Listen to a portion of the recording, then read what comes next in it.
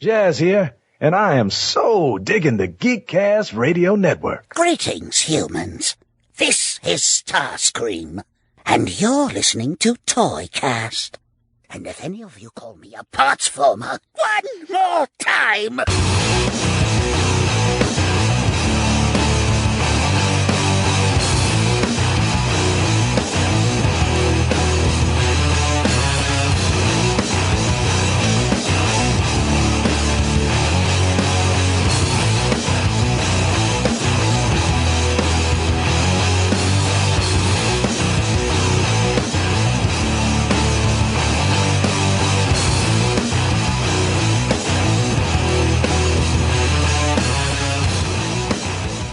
Now, Toycast. Oh, yes. Listen in to the only toy podcast you will ever need. Hello and welcome to Toycast. This is episode 182. We are on the road to 200 episodes. I am, of course, TFG and Mike. Joining me once again is Mr. Dave Draper. Hello, sir. How are you? Hello. Mildly irritated. It has nothing to do with the issues we've been having this morning, but... Yes, internet.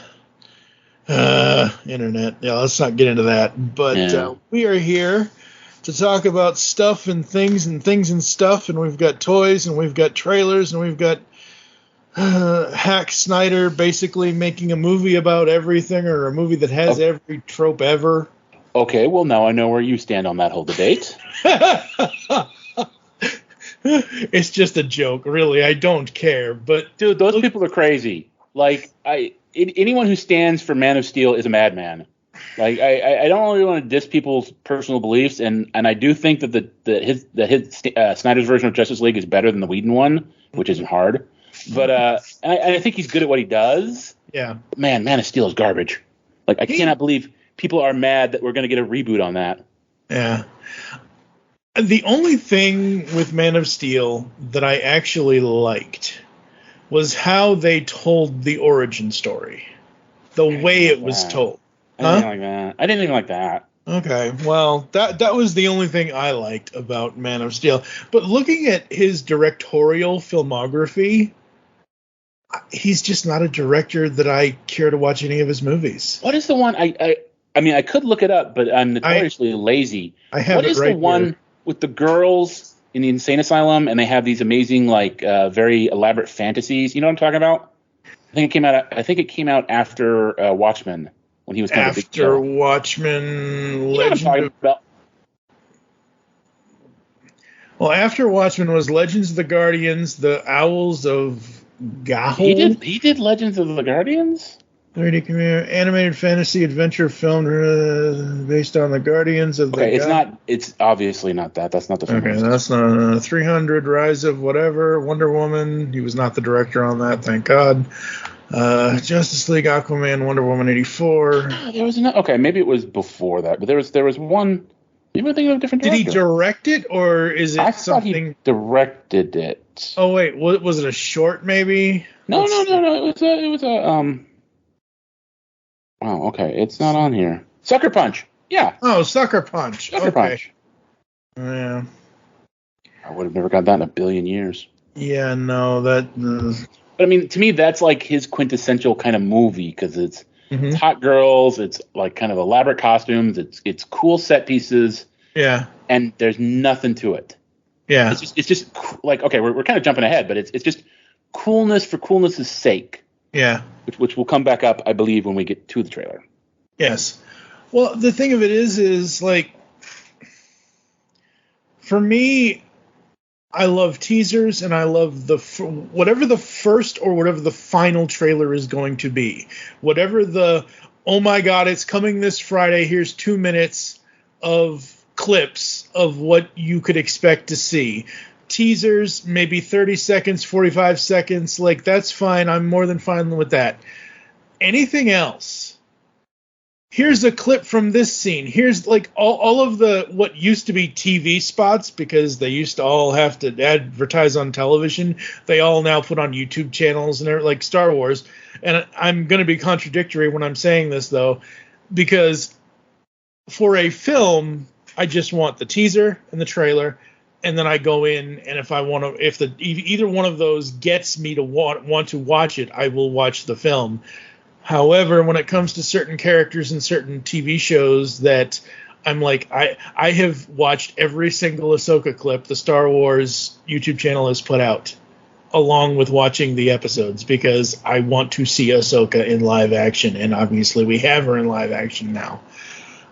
But yeah, I don't know. Trailers, they're advertisements. They're supposed to get you in the seats of the theaters, which I don't care to go to theaters at all anymore. So it is what it is.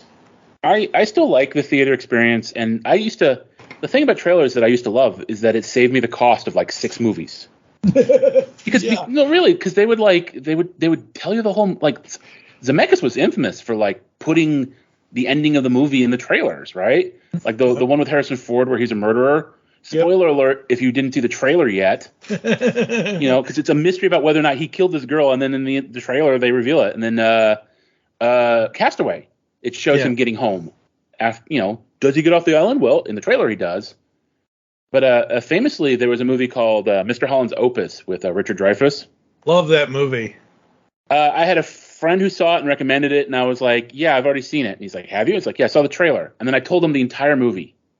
Every twist and turn. He goes deaf and can't hear anymore, and he can't relate to his son, and blah, blah, blah. And at the end, his students all get together and do the thing. And, and he's like, you did see the movie? I'm like, yeah, I saw the trailer. So, but the movie is amazing, though. I suppose. I love that movie. Absolutely. Oh my God, we are 2 years away from that film's 30th anniversary. Wow. Oh my God, it came out in ~95. Wow. This year is the 30th anniversary of Batman: Mask of the Phantasm. I think it's the 30th anniversary of Jurassic Park. Yep. Which I actually saw. We went to go see it in the theaters for the 30th, which was kind of like it was like they put it in like a little side theater. Okay. So it was really underwhelming, especially because the last time I had seen it, we have a thing in St. Louis, and I think other cities do it. I'm not saying we're special, but where they take out the soundtrack, and the local symphony orchestra plays the soundtrack. And it depending on the movie, it can be really cool. And we did that one for Jurassic Park. So it's like this huge screen in like the big concert hall with Jurassic Park and a symphony orchestra playing it live, or the rinky dink. Like I could have just stayed at home and watched it on my TV. Yep. I mean, it was still fun watching, because Jason went with me, my best friend went with me, and we had a good time watching it together. But it was like, it was fun. But yeah, it's the 30th for Jurassic Park, and it's the 30th for Teenage Mutant Ninja Turtles 3. Yep. The best one of the series. One of the best movies ever made. Absolutely. You're all fun. No. I love that movie. I really do. No. I love that movie. Now I gotta Frisbee, also good. I gotta start dissing, I guess, Funko Pops or something to get some little sparks going on here. No. You ain't gotta diss no damn Funko. No. I mean, Jason looks like he's gonna barf every time I say that. So it's what that he's gonna. The Teenage Mutant Ninja Turtles. Like I really enjoy Teenage Mutant Ninja Turtles 3. It's a good movie. Yeah, it's fun. Like if you have a particular attachment to the franchise, it's fun. Mm-hmm. Absolutely, it is. And the thing of it is it wasn't what I thought it was going to be. I knew it was going to be time travel. But around that time, somewhere, and I'm sure I'm going to get this wrong, I might as well look it up while I'm talking about it. At the time, in the arcades and on the Super Nintendo, was TMNT 4, Turtles in Time. And with the game, 1991 arcade. Yeah, so the arcade game came out in 91. It was eventually released on SNES and other... it was only released on... Yeah, it was only released on SNES. But I remember that, and I remember all the cool worlds they went to, and they basically had a Turtles F-Zero world in the future where you had to fight. So when I got to see the trailer for Turtles 3, I was like, ooh, the Scepter, they're going back in time. That is so cool. And I absolutely, I dig that movie. It's just, a lot of people don't dig that movie. I've discovered that. But it's fun. It's better than people remember it being, or it's not as bad as people think it is. It really isn't. Yeah, I think Jason's thing is the costumes are not as nice as the first one. Yeah, and he's a special effects snob. Yeah, absolutely. And the thing about that is I think they switched. They switched from Henson, I believe. Yeah, I don't think it was Henson anymore. I think it was something else. But yeah. So we are here. You had mentioned to me about Rebel Moon. So it's starting to get some buzz, and what was interesting to me is that the way that it's being buzzed about is that it's the quote Star Wars killer. It's the mature version of Star Wars that will, finally once and for all put a stake in the heart of Disney Star Wars, the shambling corpse that Kathleen Kennedy has made of the Star Wars franchise. And I was like, okay, I'm interested. And it's by Zack Snyder. And then I was like, okay. And then there's this whole backstory about it that like Snyder had actually pitched, I believe in 2014. It could be, it's been a while since that he had pitched this idea for a Star Wars movie. Right. And to me, that was kind of interesting because, Star Wars fans know that Lucas, the original idea wasn't to do Star Wars. It was to do Flash Gordon. And he couldn't get the rights to Flash Gordon. Yeah. So he created Star Wars. So it's like, as George Lucas would say, it's like poetry. It rhymes. Where, he couldn't do the movie he wanted, so he made his own movie.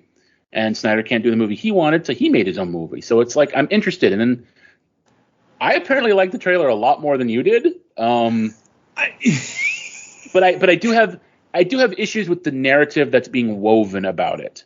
Like, because I don't think it's gonna just kill Star Wars. I mean, no. The joke is it's already dead. But secondly, I don't think Snyder, as a director, has the ability to do what made Star Wars special and what makes Star Wars endure. So when I looked at this, when I watched the trailer, my first thought was he's throwing the spaghetti, all of the spaghetti at the wall to see what sticks. Yes. There's everything in this just in this trailer, and it's two parts. It's this movie thing. It's this movie trope now of part one this time, part two this time. Like, I don't mind sequels. I don't mind threequels. I don't mind multi-movie 15, 19, 20-year cinematic unit. Fine, whatever. But this part one, part two crap has got to stop. Just call it a sequel. Like, just call it a straight sequel. Don't say part one of the first movie and part two of the first. No. Well, okay. Like, I think it depends on the movie and the story. Sometimes, like with Dune is a big book, and they kind of needed to they didn't need to split it up, but it's like Lord of the Rings. You have the with Dune, you have the Lynch version where they try to cram it all into one film. So I think splitting it up into two films was a good idea. Now, we haven't seen this thing; we've only seen a trailer, so we have no idea if there's story enough for two films. I will also say, having watched Snyder's Justice League, I don't really want to sit there for 5 hours. No. And that's one of the reasons why I don't like him as a director is he makes movie. Like, I will listen to a 5-hour podcast because I can go anywhere with it on my phone, I can my walk. headphones, whatever. I'm perfectly fine, doing a 5-hour podcast and multiple times and coming back to it. But a film, I do not want a film more than 2.5 to 3 hours. Anything more than 3 hours is too much. I think even that's pushing it. I agree. But, like, that's, like, right on the teetering edge of, oh, crap. I miss movies that are 90 minutes or 80 minutes or whatever. Like, I really miss that about films. And people might be wondering, well, how are you guys going to tie this into toys? Because it always comes back to toys, folks. Well, I mean, presumably they will at least make Funko Pops because they make Funko Pops out of everything.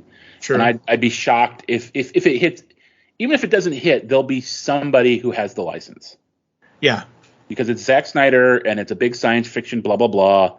Somebody somewhere will have the license. And frankly, I mean, even though we're kind of joking that it steals from everything, there are very cool toyetic characters. There's one, she's not in the trailer, but she's in the poster, where she kind of looks like a Hela from Ragnarok, like a Sith Lord robot Hela. That's a cool character. I'd like to have a figure of that. In the trailer, there's a giant spider lady, like from Doctor Who. It's a cool design, you know. Like there are some cool designs in there that would make for cool toys. Yeah. So I watched this, and I'm like, okay, Rebel Moon. All right, let's go. And I'm watching it, and I'm thinking, because it's not necessarily the way you framed it to me, but the way that I thought of it in my head, and just hearing the title, Rebel Moon, my thinking is it's going to be like, wow, I almost said Revenge of the Jedi. You'd be right for a few months in 1982. I know, right? Return of the Jedi, where it's like a space battle and a battle on Endor and a space battle and a battle on Endor. And it's kind of that, but it's not that, because there are more battles on whatever this Rebel Moon is kind of thing. And it's, I don't know, it was just weird. But they have Anthony Hopkins. That's a sure sign of quality. Doing the narration, doing the Galadriel thing. Yeah. This is not mission difficult, Mr. Hunt. This is Mission Impossible. Difficult should be a walk in the park for you. I love Anthony Hopkins, but not even he could. Like, I don't even know if I'm going to watch this thing, because I'm not a fan of Snyder. I'm not a fan of Snyder either. But I'm curious. Like, and that's these days. I'll be honest. I mean, I hate to be Mr. Cool guy, too cool for school, but I mean, these days, if it's even remotely interesting to me, that's half the battle. Because half the stuff I see is basically just kind of out of obligation, you know? The other half is red laser, blue laser. Sometimes. I get the reference, yes. So, yeah. Anything else on Rebel Moon? I mean, it seemed like we were setting this up to be the main topic of the entire episode. So, I mean, like you said, it does seem like it has a lot of different things. There's like a very the music has a very Dune feel to it, which is very sort of Middle Eastern. There's a little Warhammer. All the bad guys are kind of dressed pretty openly like Nazis, which Warhammer's not even subtle about it. Neither is this, where like Star Wars is kind of like the outfits kind of suggest, you know, Starship Troopers. They suggest. And these guys are just like, nah, it's just a space Nazi. Yeah. So, you know, I don't know why there are the one thing that kind of lost me is why there are fucking hippogriffs in this science fiction movie. Like, so you can write it like Harry Potter. I think that one was a weird one to just jam in there. And there are two hippogriffs. There's the black one that apparently like the hero's boyfriend rides. And then if you pay attention during the funeral, the shots of a funeral of presumably the emperor, there's like a big white one following the two humans. Yeah. So apparently hippogriffs are a big thing in this world. It's just weird. It's just a weirdly random animal, and I can't imagine, aside from seeing it in Harry Potter, why you would gravitate towards that one. Yeah. I don't know. I thought this was going to be a bigger conversation. Okay, let's talk about Toy Shelf. All right, let's go ahead and let the glass shatter. Don't touch! All right, toys. What toy are you going to talk about, sir? Apparently, ironically, both in universe and somewhat outside universe, the wily and elusive Push Me Pull You from Fisher Price Toys in 1967. And this one, like I like things with stories, so this one has a bit of a provenance. First of all, it's a stuffed toy of an animal given to me by my best friend, and it's from the 1967 blockbuster movie Dr. Dolittle, which came out before the Eddie Murphy one and before the Robert Downey Jr. one. Dr. Dolittle is a beloved children's classic, and they made this huge, expensive, like for the time, ridiculously expensive movie in 1967. And it was going to have this massive marketing push of toys and games and stuff because it was a beloved children's classic. And the Push Me Pull You is this weird animal. It's I can't remember where it's supposed to be from, but it's basically like cat dog as a llama, where they're like both halves are the front half of the animal, like a llama. Right. And it's very iconic to the Dr. Dolittle universe. And what happened was the movie bombed. Oh, no. It was a huge bomb. The merchandise, like they said something like 3 million units of something, and none of it sold. Oh wow! It was a disaster. I mean, it was like the Atari ET of its day, and it became common think in the world of Hollywood and merchandising that movie merchandising won't sell. You can't sell stuff from a movie. Right. It will not sell. It will. And by the mid '70s, I mean, Mego was doing pretty well with TV. Like you look at all those Mego lines, like Planet of the Apes. You go, well, that was a movie. Yeah, but the toys are from the TV show, which was a very short-lived show, but they had it. That's why there's the two guys instead of just Charlton Heston. Right. Although they do have a generic astronaut figure. You know, they had like Star Trek. They had like Little Rascals and Wizard of Oz, but those were, by the 70s, those were staples on TV. Right. You know, Kenner had the $6 Million Man, like what you're not seeing is a lot of movies. And when this in 1977, 10 years later, this guy was going around trying to merchandise this new movie coming out from this young go-getter named George Lucas. Nobody wanted it. And as we talked last week, you know, the idea that Mego passed on Star Wars. Yeah. Famously everybody passed on Star Wars because movies don't sell. And General Mills, the owner of the Kenner Corporation, decided to just take a chance. We'll crank out a few figures. We'll do something. Yeah. And you know, it's Star Wars. So to me, that weird little push me pull you thing is part of my Star Wars collection because it's like, you know, it's why we have the Kenner figures as opposed to Mattel or Hasbro back when Kenner and Hasbro were different companies, or Mego. Like it's the reason. It's that's the history of it. So I kind of appreciate it for that. And I was a fan of Dr. Dolittle as a kid. I like the books. And in school we sang, you know, If I Could Talk to the Animals. Like, yeah. This thing, it. Well, it's very simple. It's like a little stuffed thing. It's got a wire frame for the legs. Yeah, it's almost like a bendy. Yeah, it's like a bendy toy, but it's one of these things where if you want to get in a fight with somebody, or if you want to play tug of war with somebody, this is one of the toys that you would probably use because it's called Push Me, Pull You. But it reminds me, you're right, it is two llamas, two heads, two whatever. But I'm looking at this more and more and more, and my head is like stuck in the Star Wars universe, and I'm like, I wonder what this would look like if it was two porgs attached like this. Then it would look a lot more like Cat Dog. I mean, more like Tauntauns. Yeah. Tauntauns like that. Yes. You're right. Absolutely. Oh, man, a conjoined Tauntaun. What a Star Wars movie that would be. Or a Disney Plus series. Don't give them any ideas. They won't take them. That's true. So, doesn't matter. It's like, if you tell us anything, we can't take your ideas, blah, blah, blah. And if we do, you could sue us and blah, and all this. Like, oh, well, that's old school. That's everybody. Yeah, but yeah, so Dave went stuffed. I went vinyl. And this is leading up to our coverage of Ahsoka, which will not be on this podcast. It will be on a different podcast since it's specifically covering a television show. It'll be over on Studio 2009. But I have all of the Ahsoka Funko Pops that they've released to date, other than the new ones they just came out with. I have almost all of them. I don't have one where it's just her and her blaster. But the one that I'm looking at is the Amazon exclusive hooded Ahsoka. And I didn't even notice, and Funko does this a lot, and it's great. I think it's cool. They have, in the back of the box, they have a little insert with her. It's like Sabine's art. Kind of. It's cool. like her symbol or whatever. And it's, hooded Ahsoka because it's the Star Wars line. It has to be bobblehead, and it's her and her whites. Wait, are those white or blue? They look white to me, but I could be wrong. I don't know. I had to send you a picture, but you didn't send me one. Yes, I did. Did you? I didn't see it. It's right there. I even did a whole collage. Was that what that was? Yeah. Okay, well, the image is very small. So, that was after I sent you the thing.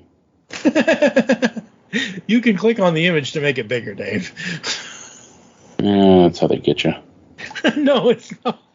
They're white. They're white. They're clear. Yeah, I mean they're clear, but they're meant to be her white sabers, and I love the hood. I love the cape that she has. I think it's super cool. I love her character so much. I was not. I think we said this last week. I did not watch Clone Wars, Rebels, any of it up until about 2 years ago. And I started watching Clone Wars, and then a bunch of stuff happened 2 years ago, and I had to move and deal with life and all that. And in the last, I would say, well, the last 8 months or so, 9 months or so, I popped out of Star Wars, baby, because I went and watched all of Clone Wars, finished that up. I had stopped at season 5, so I finished up through season 7. I started Rebels, and I still had the same problem I had initially with Rebels, other than not being able to find where it's airing. But I don't like Ezra in season 1. After season 1, he gets better and he improves. But I thought initially, season 1 Ezra, I'm like, oh God, what a little bitch he's gonna be. I'm like, oh my God. But he gets better. So he learns and he does things, and it works out. And I love Zeb, I love Hera, and like we're saying, Ahsoka, and she only shows up intermittently, but the way that Funko is doing her characters and her character design is just so cool, and I like having the character. Cool. Did you watch Tales of the Jedi? I watched everything. Whatever is current, I've watched it. So yes, I watched all of Rebels. I then went to I did Clone Wars, Bad Batch, then Rebels, and then I went into Tales of the Jedi, and I'm like, ooh, this is interesting. So you are an Ahsoka fanboy. Oh, yes, most definitely. I love that Rosario's doing the live action, but I love Ashley's voice for the animated version, Ashley Eckstein. She's great. Yeah. Yep. Most definitely an Ahsoka fanboy. Like, it's weird, like, because once again, much like Funko Pops, I don't hate Ahsoka. Mm-hmm. Like, and I liked her well. Like, I guess I'm not a fanboy, but I liked her well enough. Yeah. And I'm not like, I mean, I liked it when she showed up in Mandalorian, and I like that Rosario is playing her. I think she's doing a pretty good job. Mm-hmm. So, but I'm not like, it's weird because I'm not like super. Well, okay, we'll talk about the show when we see 4 episodes. Yeah. I'm sure that 4th episode will completely change every opinion I have about the show. It's going to be the best episode ever. It could be. You never know. Who knows? Well, we will find out. But yeah, no, what I like about her character is where she starts. And she kind of starts using the Force a little bit, and she grows up, and she does all this stuff. And she's a constant learner. Obviously, she becomes Anakin's Padawan, and the end of I think it's the last or the second to last episode. I think it's probably the last episode of Clone Wars, where she's on, and it's not. I wish it was, but it's not. That final planet that they were on, that snow-covered, I thought it was Hoth at first. It isn't, sadly. Isn't it the one where they get the crystals from? Yeah, I think it is, yeah. So she stands there, and then, she buries her sabers in the snow, and then it ends on the cliffhanger of Anakin showing up. And I'm like, oh, God, how dare you end it that way? Yeah. That's it. She has a great character arc, and I can't wait to see where she goes from here, especially when she has to train Sabine and all that. So, yeah. So there's an interesting discussion to be had there that I'm kind of keen to have about, well, because there's a lot of complaining that Sabine, it's like, oh, well, if Sabine has the Force, then everybody can have the Force, and only Jedi can have the Force, and it's not fair, blah, blah, blah. And I'm like, I don't know. It just there's a lot about Star Wars and fandom that irritate me. Yeah, it's like I have very strong opinions about the Force. You might say you're one with it.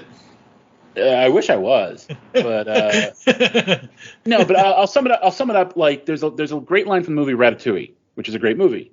At the very end, they say something like, "Not everybody can be a great cook, but a great cook can come from anybody." And that's one of the things I really hated about Rise of Skywalker when they made Rey a Palpatine was I liked the idea from Last Jedi that she was a nobody. Yeah. I liked that she was breaking the chain of these two elite families, you know? Yep. But it's like, no, she's got to be somebody special because she's special. Like, but let her be. You know, there's a great Michael Jordan has a great line where they were talking about I think Penny Hardaway. Like, do you think he'll be the next Michael Jordan? And Jordan was like, well, let him be the first Penny Hardaway. You know, be the first one in your line, not just the next great Skywalker or great. And of course, she's a Palpatine who takes the name Skywalker, which is like double garbage. Yeah, I don't like her character at all. What character? Exactly. No, seriously, what character? Like, she's good at everything and she's perky. Okay. She's not perky enough. I meant personality. I know what you meant. I twisted it. I went to the dark side on that one. But no, I watched the three, and we're getting into all this other stuff that aren't toys, but like I watched those three movies and they have some toys from Rise of Skywalker. Yeah. I have a few. I mean, they didn't make a lot of them because I think they kind of knew. But like, I just didn't. 7, 8, and 9 did not were not as special as 1, 3, 4, 5, and 6. I agree. Like, well, because kind of almost getting back to the Rebel Moon stuff. Like, there's a magic in the first three films. And, people, like they said, like Rebel Moon's supposed to be a mature version of Star Wars. Well, Star Wars isn't supposed to be mature. Star Wars is supposed to be available to kids and to everybody. It's like it's like a Pixar film. It's like and there's a magic and a mystery and a simplicity and a fairy tale aspect to it. And the sequel trilogy was, this is what worked in the original. This is the cool thing from the original film. We'll use it again.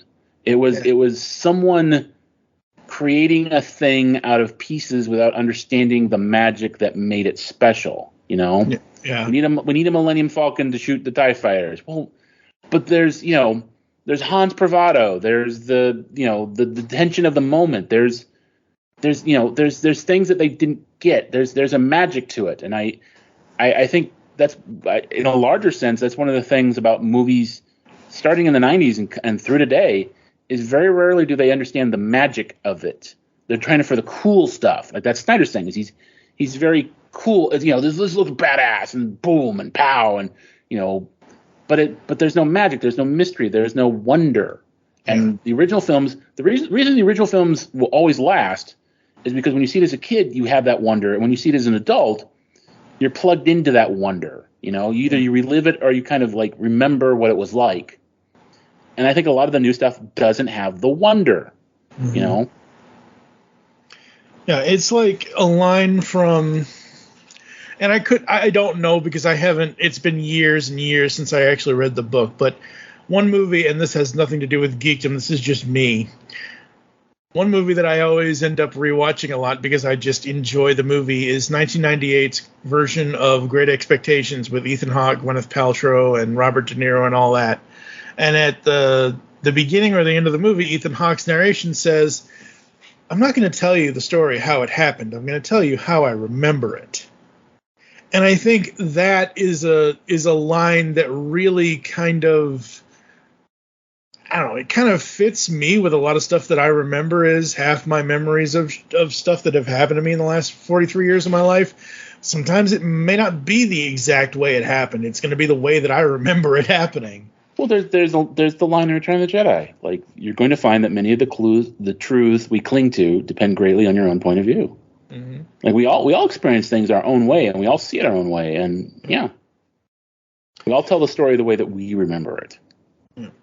Usually, we're the heroes, Well, in some people's cases, they want to be the villains, but that's generally pretty rare, I think. And that's one of the problems with villains in general is that most people don't go into it going, I want to be mean to people and blow stuff up. Well, I mean, they want to blow stuff up, but there's always they want to blow stuff up because this thing is bad or that thing is bad, and if I get rid of that, then I'll be a champion of the people, and everyone will love me, and the world will be better, and I'll be sunshines and unicorn farts.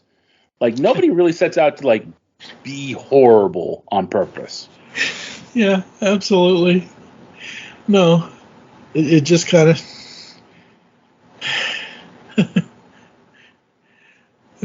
Most things in life, good and bad, they just kind of happen to you. Yeah. I mean, you can try to forge your own destiny as a toy collector and figure out, like, I remember having all kinds of toys as a kid. Everything. Not everything, but like all kinds of stuff. And I eventually got out of it and grew out of it as I grew up. And by the time I hit 2005, that would be 25, 26, 27 years old, right before Steve and I started GCRN, it was like, ooh, I want to recapture my childhood, and I want to do this, and I want to do that. And now with the Funko Pops, it's like, hey, I can just have these characters, and they can just be there, and I can enjoy. Like, after we finish recording this episode that you'll hear later this week, folks, once I actually release it, I'm probably going to take all of my Ahsoka Pops out of their boxes, find a good place to place them all, and take a nice little picture in honor of, at least as of this recording, the episode releasing tonight, the 4th episode of Season 1 of Ahsoka, or Series 1, or however the hell Disney's doing it. I don't know if it's whatever. It is what it is. I've enjoyed it so far. That's the only thing I'll say until we actually get into our, full-on discussion over on Studio 2009. But what I've seen, I've enjoyed. And I think the reason why I enjoy it is because I blitzed through Rebels. I enjoyed Rebels for most of the characters and most of the action that happened in Rebels and the events that happened in that show. But I fully believe that most of at least the first 3 episodes of Ahsoka, you need to have at least watched Rebels, because it has a lot of stuff. I was going to ask, because I think I think that's the fatal flaw of the show. Yeah, it's very niche. It is very, like, tuned into continuity. It's very tuned into, you don't necessarily, if you want to understand why Chopper and Hera are funny, you would have to watch the show to figure out why the whole thing between Hera and Chopper and whatever else. And I think I sent it to you. I don't know if I did. I'll have to send it to you. Somebody. Well, I mean, like, I'm familiar. I didn't watch Rebels, but I'm familiar enough with the idea of the characters because I like Star Wars, and I do have a lot of the toys. And I get that Chopper was the saucy R2D2. Yeah. And you there's stuff you pick up anyway. Like, you pick up that they've got that kind of relationship. It might be funnier if you know it already, and it's like watching Han and Chewie bicker. Yeah. Like, that's exactly what it is. Yeah. Yeah. There's always an on ramp. Like, there's always a moment. You always got to, like, enter that story at a certain point. Yeah. And good stories will, people will figure it out. Like, I got it. I got that they got this cute relationship, and it was funny. It was cute. Yeah. Well, the thing of it is there's a scene in one of the, I forget which episode it is, where she's asking him to plant a tracking device or whatever, and he's going. No, it's not even it's not a callback. It's a scene in Ahsoka. I forget. Ahsoka. It's a scene in Ahsoka where Hera is asking him to plant a tracking device, and he's going through all his stuff, and they're arguing back and forth. Somebody on Instagram translated it into what they think he is actually saying to her.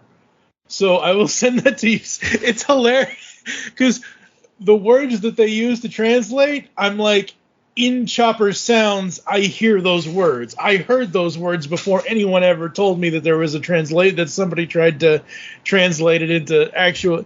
Yeah, it's funny. It's hilarious. It's awesome. Anything else you want to talk about? Anything else we want to bring up?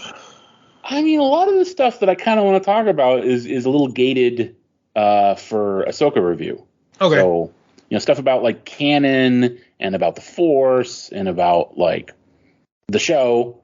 So, yeah, like, I guess I gotta wait until 9:00 tonight before that blows. This whole thing about waiting till 9:00, like, why are they even doing that?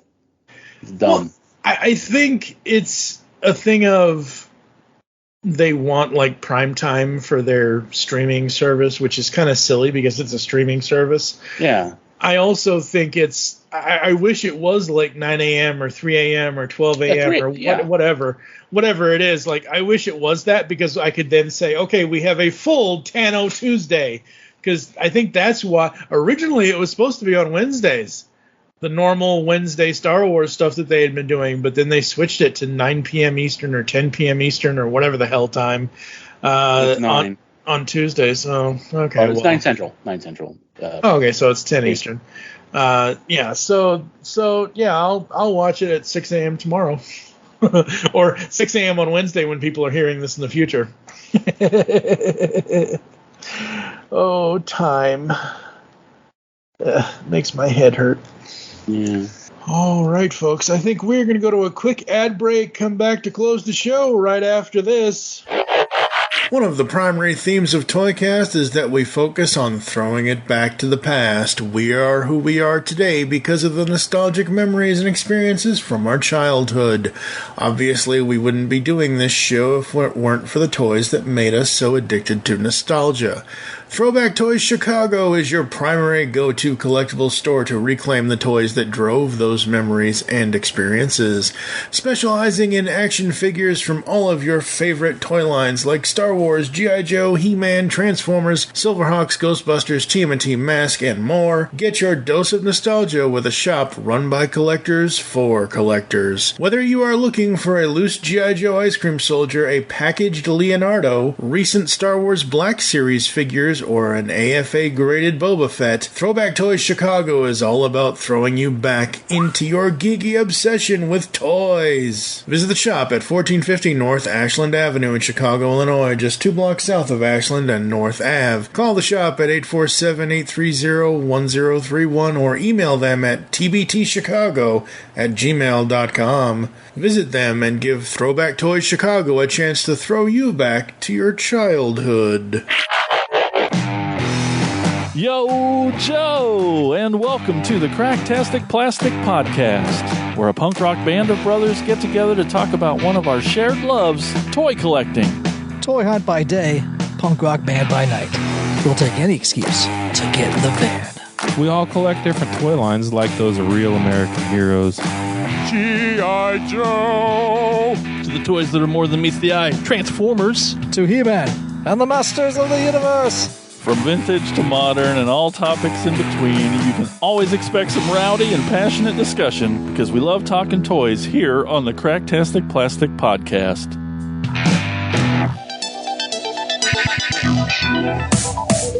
Like science fiction? Of course you do, or you wouldn't be listening to the Geekcast Radio Network. Well, the Mark Who 42's Universe podcast is an award-winning sci-fi radio show that's been around for over 10 years. We cover everything from Doctor Who to the MCU to pop culture and everything in between. A new show drops on Tuesday mornings on the GCRN website and all of the major podcast platforms. So listen to the Mark Who 42's Universe podcast from the universe and beyond.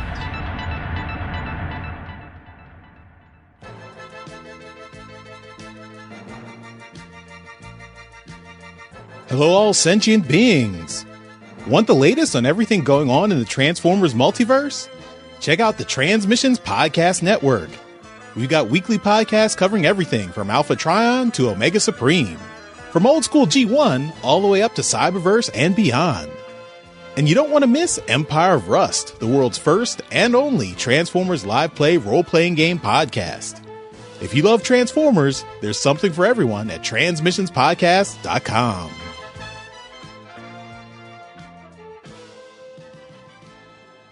Discover a world of vintage and modern toys that's more than meets the eye with the Triple Takeover Toycast. Hosted by toy writers and photographers Toybox Soapbox, 6O, and TF Square 1, this informal and chilled out series of discussions cover everything from vintage Transformers to Mask, Diaclone, Microman and more, be it nostalgic or current. Whether you're a seasoned collector or a casual robot enthusiast, all are welcome. Triple Takeover Toycast.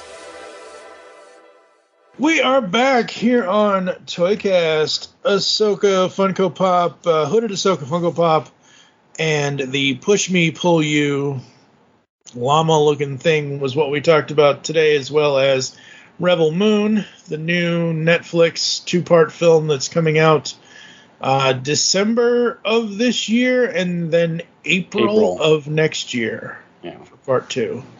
So I think, without looking, I'm pretty sure I have this ingrained in my head. It's December 22nd and April 19th. for when Netflix is going to release Rebel Moon Parts 1 and 2. It didn't really excite me. Like, set aside the whole Zack Snyder thing, but, like, I was hoping for more space stuff. That's the one thing that really... Because it was sold as a Star Wars pitch, and I was expecting, like, dogfights. You know? Yep, me too. And that was the one thing that was really kind of missing. Yeah, absolutely. Any final thoughts from you, sir, this week? No, I think I'm good. All right. Thank you for joining us here on Toycast. If you'd like to get in contact with us or leave feedback for the show, there are several ways to do so. Visit the website, geekcastradio.com, where you can listen to and comment on all of our content. Send any email to feedback@geekcastradio.com. Just put Toycast episode 182 or whatever in the subject line. Here are all the ways you can listen to us nowadays. Apple and Google Podcasts. Leave us reviews, please. Spotify and any other podcatching client you choose to use. Follow us on X at Geekcast Radio for the network, at TF Toycast for the show. I am at TFG on Mike. Become a fan on Facebook. Go to facebook.com/Geekcast Radio Network. You can also check out TF Toycast over there, as well as joining the Toy World Order fans group to see what Dave's up to with his toys and photographs and giant spaceships and giant warships and people with swords and other stuff. Next time on Toycast, I have no idea, because we're heading over to Studio 2009 for the Ahsoka Part 1, which will be us talking about episodes 1 through 4 of Ahsoka. As far as Toycast goes, we're still planning the Top 100 Toys countdown, so that'll be coming. That's it for now. I'm TFG and Mike with Dave Draper. Join us next time when we'll be talking more toys here on Toycast.